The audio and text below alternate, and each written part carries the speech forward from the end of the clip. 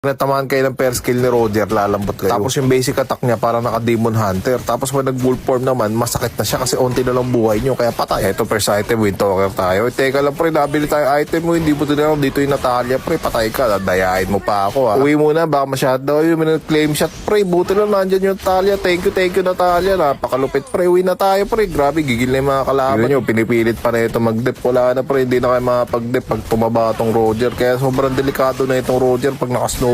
Tapos pag naka-wolf form si Roger, ang taas ng hybrid defense nyo. Dati hindi naman ganito to si Roger. Kaya bago mag-end season, kung gusto nyo pa humabol Roger, pre, gamitin nyo. Kahit solo lang kayo, kaya nyo bumunga to. Ito, double kill. Nagpapatay ako.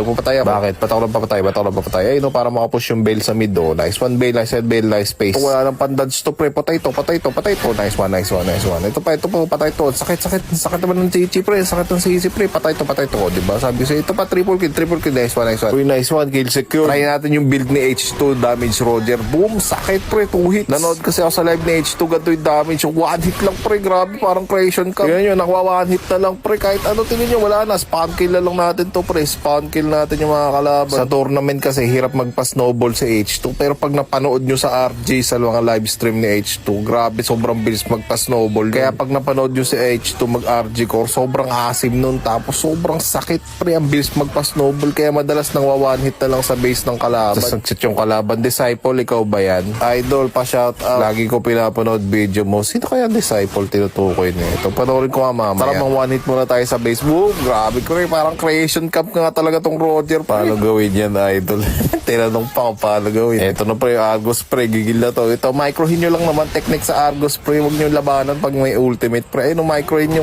Mabilis naman pa micro. Tsaka nyo palagan pre pag wala ng ultimate pre. Patay yan. Patay to.